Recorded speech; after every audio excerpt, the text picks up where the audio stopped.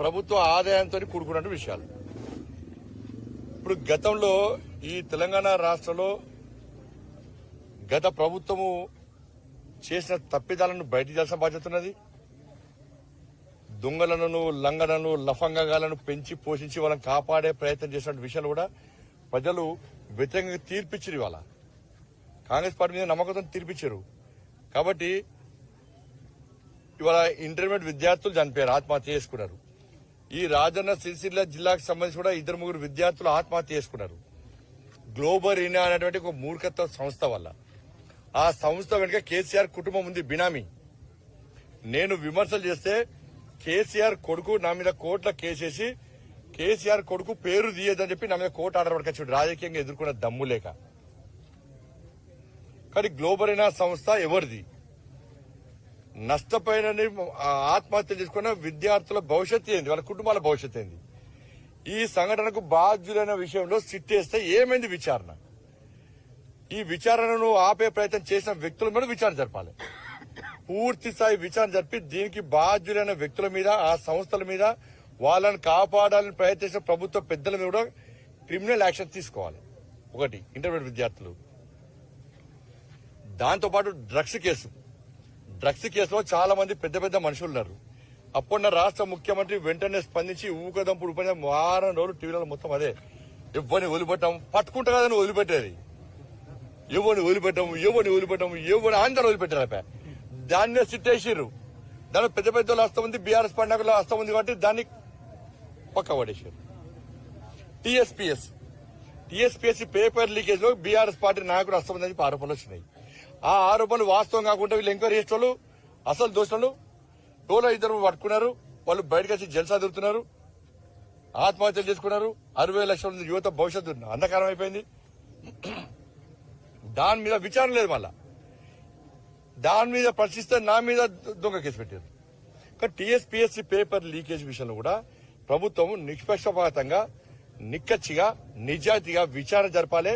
తెర వెనుక ఉన్నారు, తెర మీద ఉన్నారు, దీన్ని వీళ్ళని కాపాడే ప్రయత్నం చేసింది ఎవరు, దాని మీద కూడా విచారణ జరిపించాల్సిన బాధ్యత రాష్ట్ర ప్రభుత్వం మీద ఉంది. ఇవాళ నయీం ఆస్తులు, లోడ్లు, ట్రాక్టర్లు టిప్పర్ డాక్యుమెంట్స్ దొరికినాయి, అక్రమంగా ఆస్తులు సంపాదించిండు అని చెప్పించి అప్పటి రాష్ట్ర ప్రభుత్వ పెద్దలు చెప్పారు, విచారణ అధికారులు చెప్పారు. ఏమైనాయి అవి నయీం ఆస్తులు? ఏమైనాయి? ఎవరి చేతులున్నాయి ఆ డాక్యుమెంట్స్? అవి దాని మీద చేసిన సిట్టి ఏమైంది? విచారణ నివేదికలు ఇవి సిట్టులు, ఇన్ని సిట్లు వేసారు కదా, ఇవి ఎవరు కేసీఆర్ సిట్ అంటే సిస్టు స్టాండ్ అంటే స్టాండ్, దానికి ఉపయోగపడేవి.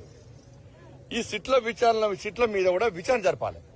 విచారణ అధికారులు తప్పు చేస్తే కూడా వాళ్ళని యాక్షన్ తీసుకోవాలి. ఇంకోసారి ఈ రాష్ట్ర ప్రభుత్వం సిట్ చేసినా కూడా వాళ్ళు కూడా భయం ఉండాలి. ఎస్, ఒక సిట్ అనేది ఏదైనా విచారణ సంస్థ చేస్తే నిష్పాక్షపాతంగా, నిజాయితీగా విచారణ జరపాలనే భయం వాళ్ళ పడి ఉండాలి. నయీం ఆస్తుల విషయంలో ఎవరి దగ్గరనే ఆస్తులు, ఏ పార్టీ నాయకులప్పుడు కూడా వాళ్ళ గుంజాల బయటికి. దాని మీద విచారణ పోస్టులు, స్కావెంజర్ పోస్టులను ఫస్ట్ మీరు నియమించండి ప్లీజ్. స్కావెంజర్ పోస్టులు, అటెండర్ పోస్టులను ఫస్ట్ మీరు నియమించండి. ఎందుకంటే ఉపాధ్యాయులు డ్యూటీ చేయడానికి ఇబ్బంది పడే పరిస్థితి వస్తుంది. సిబ్బంది తక్కువ ఉన్నారు, ఉన్న ఉపాధ్యాయులే బాత్రూలు కడిగే పరిస్థితి వస్తుంది వాళ్ళ. కాబట్టి ఈ విషయంలో రాష్ట్ర ప్రభుత్వం ప్రత్యేకంగా చొరవ తీసుకోవాలి. రాష్ట్ర ముఖ్యమంత్రి గారు స్కావెంజర్స్ అంటే అటెండర్ విషయంలో వెంటనే నియామకం జరగాలి, వాటిని పూర్తిగా నియమించాల్సిందిగా ఇవాళ నేను రాష్ట్ర ప్రభుత్వాన్ని కోరుతా ఉన్నాను. అది చెప్పలే కదా, క్లారిటీ వస్తాక చెప్తాం. మనం అరెస్ట్ భారతీయ జనతా పార్టీ ఏదన్నా విచారణ సంస్థలకు మాకు సంబంధం ఉండదు. వాటి మీద ఆజమాయిషీ చెల్లించాం. వీళ్ళు అరెస్ట్ చేయాలంటే అరెస్ట్ చేసేటువంటి అధికారం కేంద్ర ప్రభుత్వానికి, భారతీయ జనతా పార్టీకి ఉండదు. ఎవరు తప్పు చేసినా కూడా ఆధారాలు సేకరించి ఉన్న ఆధారాల పరంగా చర్యలు తీసుకునే సంస్థలు అవన్నీ కూడా. నేను అదే అంటున్నాను. ఇప్పుడు రేషన్ కార్డుల కోసం దరఖాస్తు ఈ 10 సంవత్సరాల కాల వ్యవధిలో గత ప్రభుత్వం ఒక్క రేషన్ కార్డు కూడా ఇవ్వలే. రేషన్ కార్డు కోసం దరఖాస్తులు చేసుకున్నారు. కాబట్టి నేను గతంలో మొన్న చెప్పిన ఆల్రెడీ మళ్ళీ చెప్తున్నా, రేషన్ కార్డు ప్రాతిపదికన మీరు ఈ స్కీమ్ అమలు చేస్తామంటే